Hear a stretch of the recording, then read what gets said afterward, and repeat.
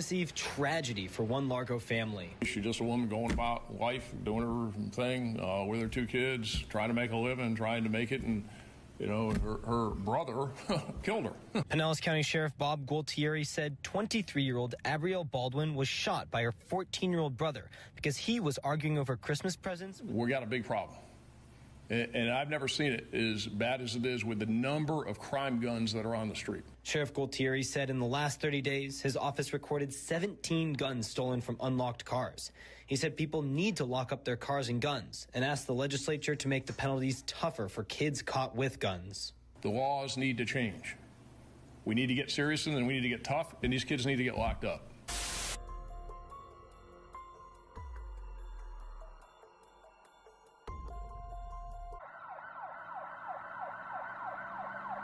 23-year-old Abrielle Baldwin was a loving and kind young woman who did all she could to provide for her 6-year-old and 11-month-old sons. Like most people, Abrielle was looking forward to Christmas, spending time with family and just having a good time. Never could anyone have imagined the shocking chain of events that would soon take place. On the evening of Christmas Eve, deputies from the Pinellas County Sheriff's Office responded to a shooting at 2357 22nd Avenue Southwest. Upon arrival, they would locate an unresponsive adult female and a teen boy suffering from gunshot wounds. A young mother who was killed in the shooting. It happened at a home off 22nd Avenue Southwest and Trotter Road in unincorporated Largo. The victims were identified as 23-year-old Abrielle Baldwin, who was transported to a local hospital where she was sadly passed away after succumbing to multiple gunshot wounds.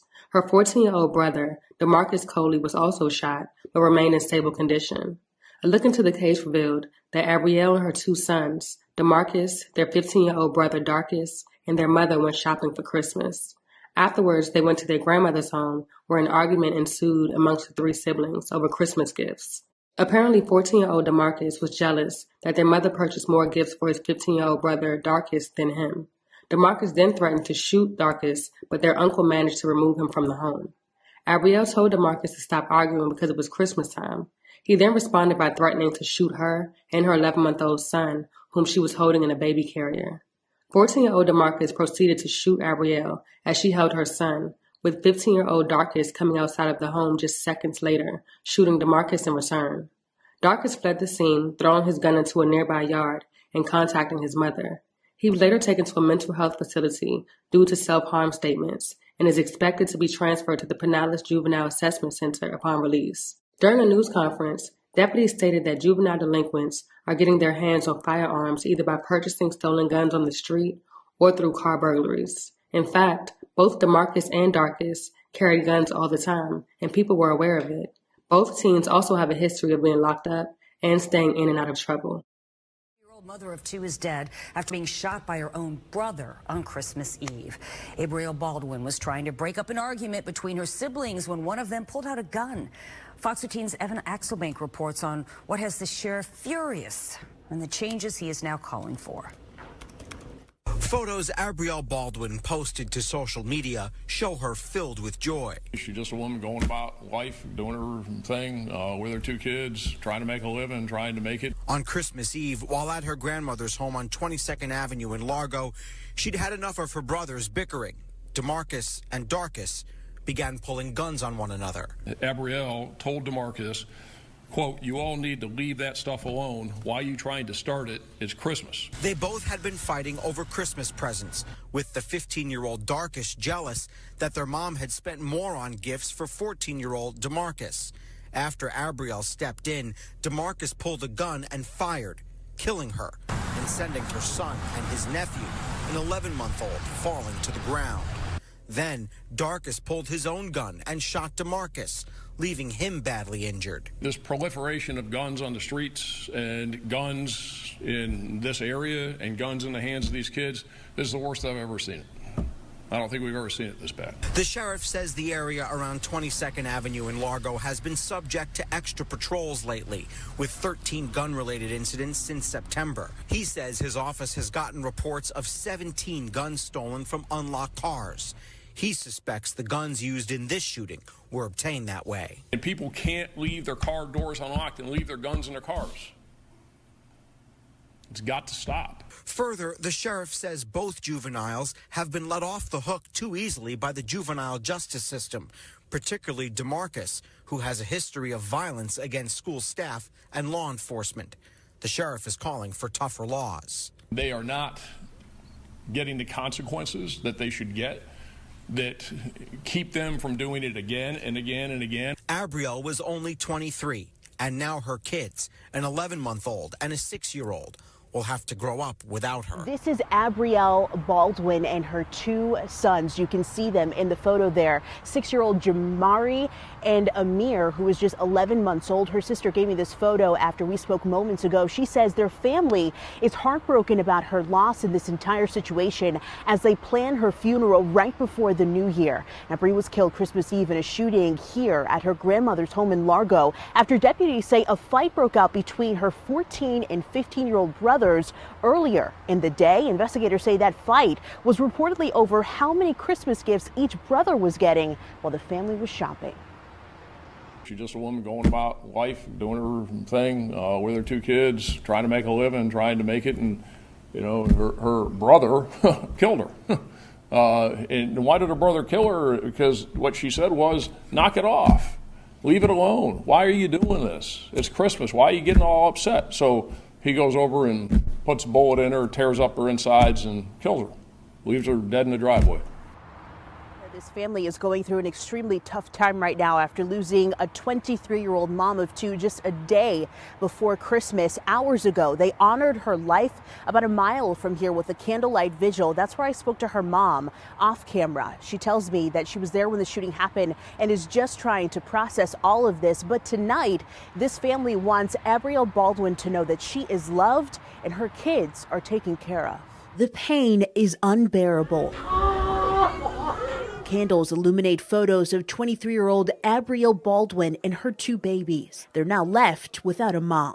They're going to get taken care of regardless. Ariana Birch is Abrielle's younger sister. She was a really sweet person. She was just special. The 21-year-old comforted by the love Bree's family and friends are showing tonight, but she's heartbroken. She didn't know people cared about her. She thought nobody didn't care about her. She lost not one, but 3 siblings. I feel like everything is destroyed and taken from me. 14-year-old DeMarcus Coley faces charges of first-degree murder, child abuse, and delinquent in possession of a firearm. The state attorney's office will determine whether to charge him as a minor or an adult. Meanwhile, 15-year-old Darcus Coley faces charges of attempted first-degree murder and tampering with physical evidence. The case remains ongoing. All right, so we're here this morning to talk about a homicide that happened here in Largo on Christmas Eve, December 24th at about 1:45 p.m. The victim in the homicide is Abrielle Baldwin, a 23-year-old black female. Her date of birth is May 5th of 2000. She went by the name of Bree and was a mom to 2 boys, a 6-year-old and an 11-month-old. The incident happened at 2357 22nd Avenue Southwest in Largo. We've arrested 2 people, and I'll explain the incident as to what happened. The first person that was arrested is DeMarcus Coley. He's a 14-year-old black male. Date of birth is May 2nd, 2009. And he's been charged with first-degree murder, child abuse, and being a delinquent in possession of a firearm. The second is Darcus Coley. He's a 15-year-old black male. Date of birth is January 31st, 2008. And his charges are attempted first-degree murder and tampering with physical evidence. And both of them are in the photographs to my left, to your right, and they're brothers. So this is what happened. On Christmas Eve, as I said, December 24th, Abrielle Baldwin, her 10-month-old son, her 6-year-old son, her 14-year-old brother DeMarcus, her 15-year-old brother Darcus, and their mother, Joyce Birch, who's a black female with a date of birth of June 25th, 1984, went Christmas shopping at a store here in Largo. While they're shopping, 15-year-old Darcus was jealous that their mother, Joyce, was getting 14-year-old DeMarcus more gifts than he was receiving. So they had this family spat about who was getting what and what money was being spent on who, and they're having this big thing going on in the store, and they're all arguing with each other. They left the store and headed to their grandmother's house, which is where the incident happened, at 2357 22nd Avenue Southwest in Largo. They all piled into one car, and they were heading over to her house. The Coleys, along with Joyce Birch, lived at 608 Westminster Boulevard in Oldsmar. They were going to their grandmother's house because she was going to watch Bree's 6-year-old and 11-month-old baby when she went to work. So they got there to this house on 22nd Avenue Southwest at about 1:45 p.m. on Sunday. Darkus, who's the 15-year-old, entered the home and went into the kitchen with his grandmother. DeMarcus, the 14-year-old, stood in the doorway because, again, they're all arguing, and they're having this big spat about what happened while shopping and who's getting what and who didn't get what for Christmas. So this is just normal what people do when they have these young kids getting spats like this. And, of course, I'm saying this sarcastically because he's all mad at his brother about what his brother was getting and is not getting. He stood in the doorway, and he took out his .40 caliber semi-automatic handgun, and he pointed it at Darkus and told him he was going to shoot him in the head. So you got the 14-year-old who's mad at the 15-year-old because mom's not buying equal amounts of gifts. They get to grandma's house, and he takes out his gun and tells him he's going to shoot him in the head. So DeMarcus tries to get Darkus to fight. Darkus said he didn't want to fight and told him to get out of the house, and he didn't want anything to do with him. One of the boy's uncles was present in the home, and he separated them by moving DeMarcus out of the house and moving him out into the driveway area. This is the house here to my right, again to your left, and that's the door where he was standing into, and that's the driveway area that he moved him out to where this happened. And so DeMarcus left the doorway. Darkus is still in the house in the kitchen. DeMarcus was standing by a parked vehicle in the driveway when Abrielle told DeMarcus, quote, "You all need to leave that stuff alone. Why are you trying to start it? It's Christmas." And at that point, Abrielle was in the driveway, and she was carrying her 10-month-old baby in a carrier in her hand. DeMarcus then began arguing with Abrielle and used some very, very derogatory language that I won't repeat at all, and all kinds of profanity.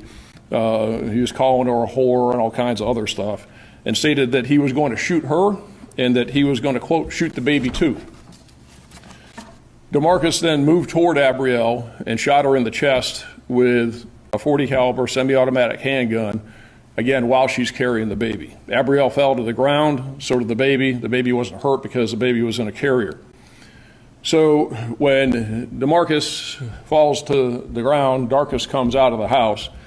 And again, Darkus is 15, and he takes out his .45 caliber semi-automatic handgun because, again, and I'll say this sarcastically, just normal that all these kids, that's what you do, right? You just carry handguns. When you get in a spat with your sibling, you take out your guns and you have a gun battle. So he takes out his gun and tells DeMarcus, so Darkus tells DeMarcus, quote, "You shot my MF sister," and then Darkus shot DeMarcus one time in the stomach.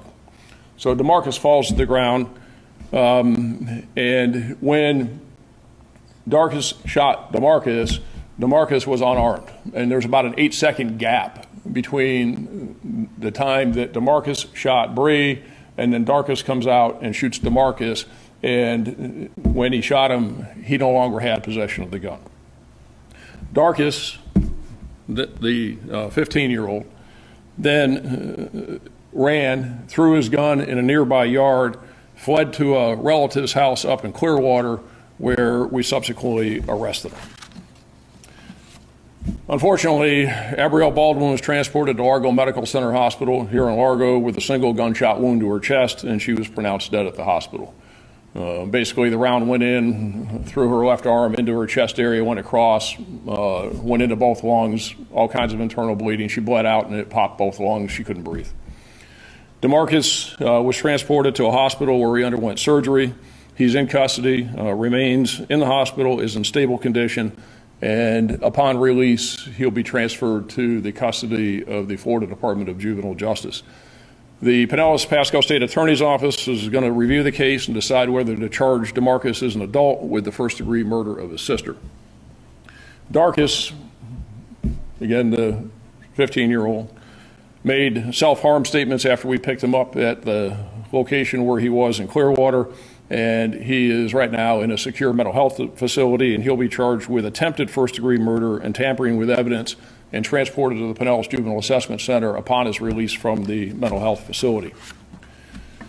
The .40 caliber handgun that DeMarcus used to shoot his sister was recovered at the scene, and the .45 caliber handgun that Darkus used to shoot DeMarcus has not been recovered. Again, when he ran, he tossed it in the backyard. We've searched that area out there. We can't find it.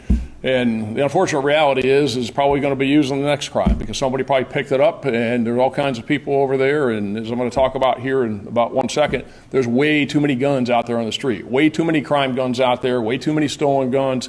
Everybody's got a gun these days. And the sad part is that thing's going to be used in another crime because somebody picked it up. As you can see behind me in the photograph, DeMarcus, again the 14-year-old, recently posted a photo to Snapchat pointing the gun that he used to kill his sister at the camera. So this is within the last couple days, and this is a Snapchat photo. That's DeMarcus pointing that gun, which is this gun, which we recovered there at the scene, which is the gun that he used to kill his sister. So there's the Snapchat photo, and there's the gun that he used to kill his sister.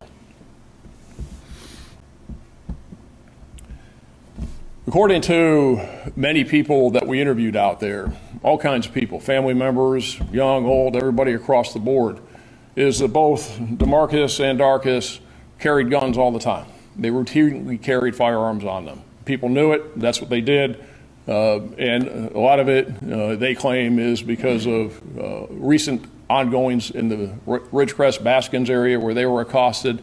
And we've had a number of incidents I'll talk about in a second over there in the last couple of months. But again, these young kids, 14, 15 years old, routinely carry firearms.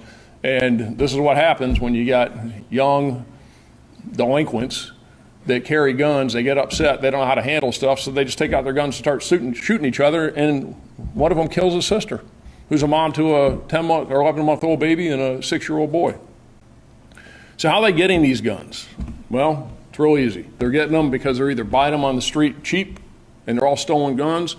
And for these two guys, they're getting them because they're stealing them from unlocked cars. They're out in the middle of the night doing car burglaries. Both DeMarcus and Darkus were arrested for committing numerous car burglaries in Oldsmar, where they live on Westminster Avenue, back in May of this year. DeMarcus, the 14-year-old, has arrests dating back to when he was 12 years old. Think about this. He has arrests dating back to when he was 12. He's only 14 now, okay, but 2 years ago he has arrests for being a minor in possession of a gun, grand theft auto burglaries, loitering and prowling, disorderly conduct, battery on a school employee, and battery on a law enforcement officer. He's only 14. Darkus was also arrested in May for committing numerous auto burglaries. Many of those cases are still pending. In the dispositions with DeMarcus previously is that what's he get? Probation.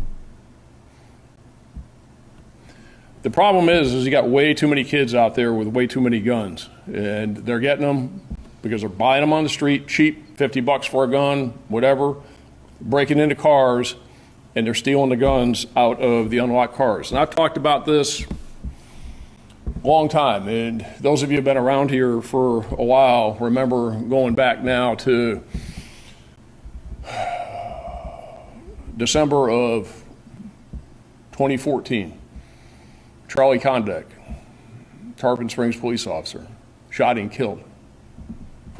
Where did the gun come from that killed Officer Condek? An unlocked car burglary, because people leave their guns in their cars.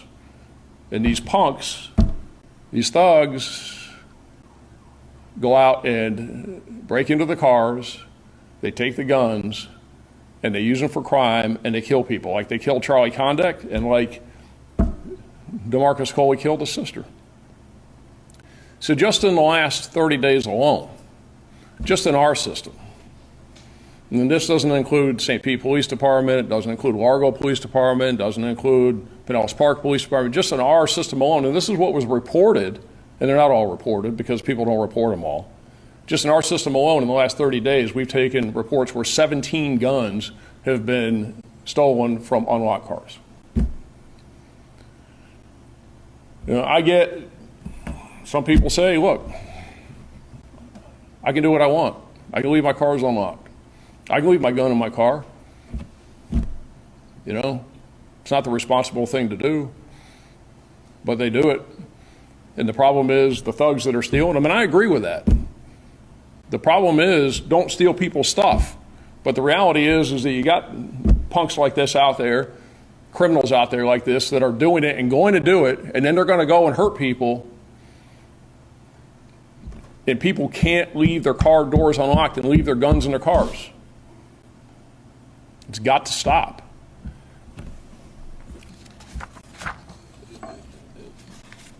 See, you couple that with, since September, just in the Ridgecrest Baskins area alone, which is where this happened, a couple miles to the west of here, we've had 13 shootings or incidents involving guns in that area. And according to everybody, everybody's carrying guns over there. All these kids are carrying guns. And again, they're getting them from where I just said. So this proliferation of guns on the streets and guns in this area and guns in the hands of these kids, this is the worst I've ever seen it. I don't think we've ever seen it this bad. I really think that we need tougher laws to deal with these kids. As you can see with their criminal histories, they are not getting the consequences that they should get that keep them from doing it again and again and again, or deterring others from doing it again and again and again. And I really hope the Florida legislature in the upcoming legislative session will get serious about it and will pass legislation that will hold these kids accountable and help us to slow this down. Because if we don't slow it down, we got a big problem. And I've never seen it as bad as it is with the number of crime guns that are on the street and the number of shootings and the number of people that we come across that are illegally carrying guns. And again, they're getting them out of unlocked cars. That's primarily where they're coming from. And all we can do is ask people, really plead with people, don't leave your guns in the unlocked cars. And deal with people like this. You know, enough of this slap on the wrist. Enough of this, you get arrested because you got a gun, you steal a car, you hit a cop, battery on a school board employee, that was another charge that DeMarcus had. You got all this stuff, and what happens to him? Oh, well, you know, he's only 14. He really doesn't understand what's going on. We'll just give him probation. It's not working. It is not working. And if you do what you've always done, you're going to get what you always got. It needs to change. The laws need to change. We need to get serious, and then we need to get tough, and these kids need to get locked up. Send a message. So now you got a 11-month-old and a 6-year-old boy that their mom's dead. You don't ever get undead at the hands of a punk who was upset because he didn't get enough Christmas presents from his mom. And it's ridiculous.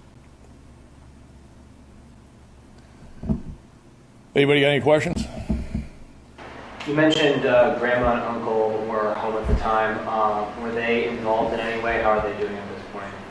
Well, I mean, they were involved in it. You know, the uncle tried to separate them. They knew that it was going south. They knew that they were arguing. And again, everybody, really everybody, knew that these guys carried guns all the time. So, it was common knowledge.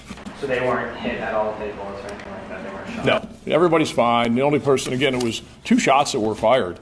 Is that one shot from DeMarcus into his sister and one shot from Darkus into DeMarcus. So 2 shots. That's all it takes. Can you also spell Abriel's name? Sure. It's Abrielle.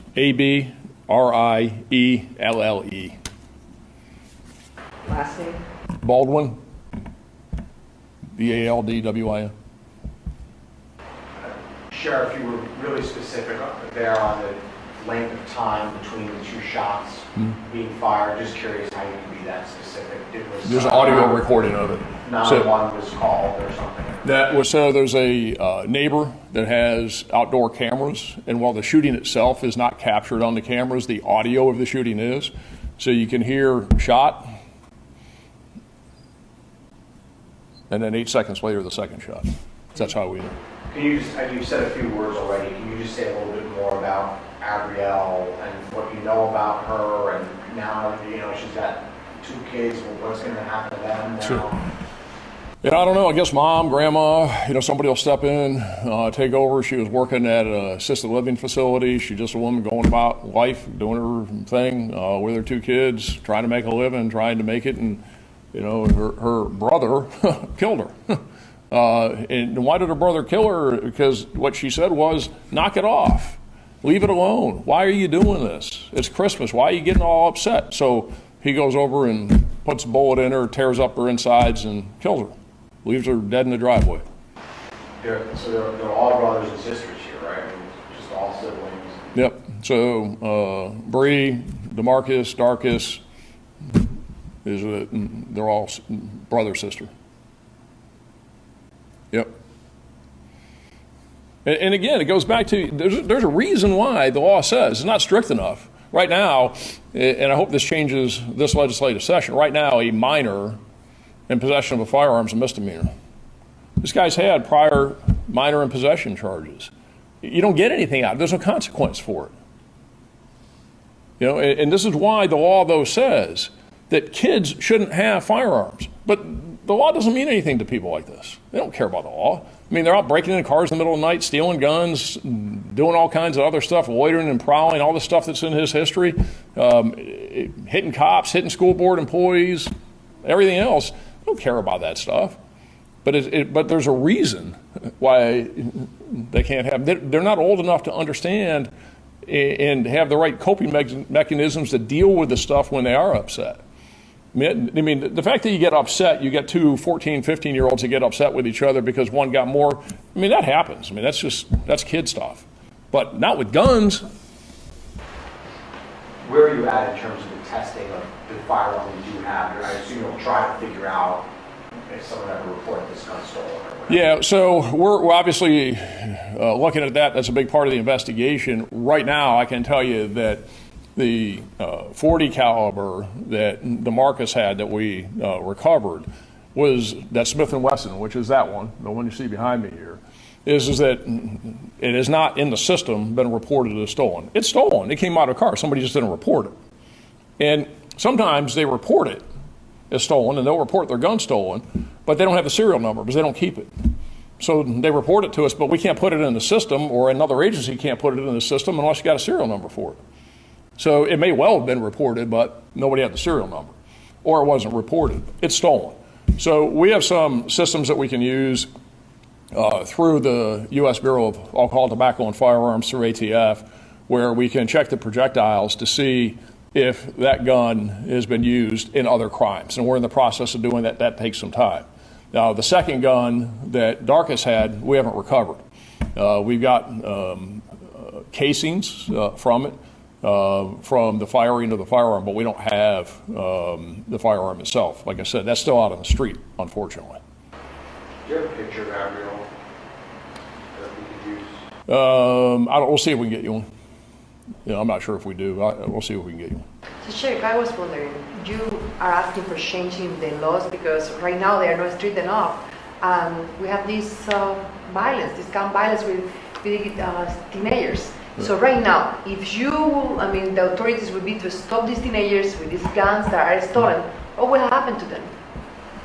Well, today, with a lot of the offenses that kids commit involving guns is that there's no mandate that they go into what is called in the juvenile system residential programs, which is really jail or prison, that they get sentenced to a period of time. You get these kids that are minors in possession of firearms. 14, 15-year-olds like this shouldn't have guns. 14, 15-year-olds with dad or grandpa going out hunting, that's fine. Go for it. It's responsible. There's no issues with it. But 14, 15-year-olds carrying guns in their waistbands, walking around the neighborhood, just waiting for something to happen, no. And the problem is that today it's a misdemeanor. You're not going to get anything. And so they're doing it with impunity. They're walking around with these guns with impunity. And, when you score under the guidelines by committing these car burglaries, and they're taking these guns, or they're just out there committing these car burglaries, or they're doing the grand thefts, and they're doing all what they're doing, is that the consequences aren't there. And this is where you end up with these kids, that it takes many, many, many times for them to score at the right level where there's consequences.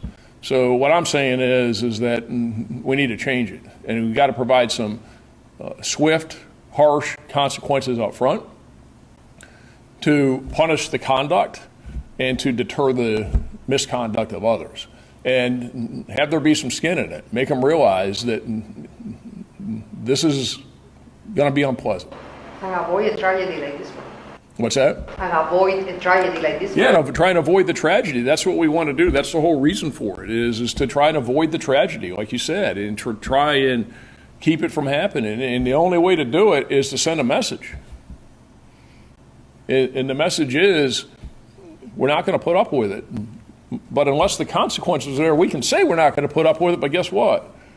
We as a society, we as a criminal justice, we are putting up with it, because we let them have these multiple bites at the apple. I went through what DeMarcus's criminal history is. And he's got all this stuff in the past, and he doesn't care. Obviously, he doesn't care, because if he cared, he wouldn't do it. How long ago was his most recent arrest? A few months ago. Both of them have equal type histories and charges. Actually, DeMarcus has more than Darkus does.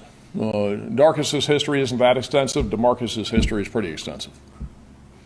It is less, actually. Yeah. Is there a plan for increased law enforcement activity in the neighborhood where this occurred?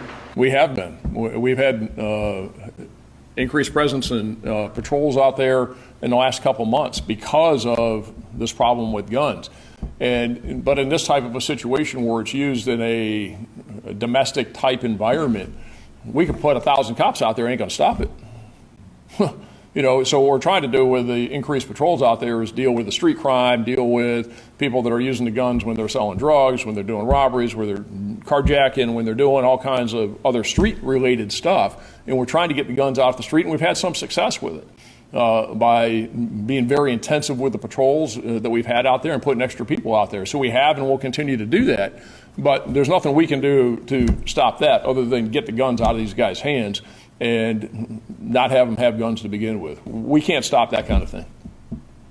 There's nothing we can do on that directly. Now, indirectly, again, with what I'm talking about and consequences in the system and people not leaving their guns in their cars, those kinds of things. But we could put a cop on every street over there in Ridgecrest Baskins or in any other community, and that's not going to stop that. When it comes to talking about people leaving their guns in their cars or leaving them unlocked, is there any kind of penalty towards them if that gun is found to be stolen? I mean, do you think something like that needs to change as well? No. It is that, and the question is, and this comes up, because as you're asking the questions and people watching, they can't hear the question. So it's the question is, should there be consequences against people for leaving their cars unlocked and leaving their guns in their cars? Is there consequence was your first question, and the answer was no. And the second question, should there be? I don't think so. The problem is them. Okay? It's an ask of people. Help us, because we got a problem. And our problem is them. If somebody parks their car in the driveway, and some people do it mistakenly. They just didn't mean to. Other people, and I tell you because we talk to people about it. And some people say, look, this is my property, this is my house, this is my car, this is my driveway. If If I want to leave my car unlocked and I want to leave my wallet and my gun and my stuff in my car, I should have a right to do that. And, they got a point. But, okay, I hear you, and you're right. And that's why there shouldn't be any consequence for it. But we got a problem, so help us. That's why I'm asking and pleading, help us. Because until we can do something to tighten guys like this up, is they're going to keep taking your stuff. But people do it. And some people, again, make a mistake. Others, that's just what they do. Is say, I'm just not locking my car. Yeah. And you said he was shot in the stomach. Is he still in the hospital right now? He is. What's his condition? He's stable. Well, he's torn up pretty good. His intestines, they had to remove part of his intestines and do some other things in surgery, but he's stable. He'll be in the hospital. Probably the best projection, I just got off the phone before I came down here, best projection is he'll probably be in the hospital for about a week or so. And then again, we'll transfer him to the Department of Juvenile Justice custody once he's released.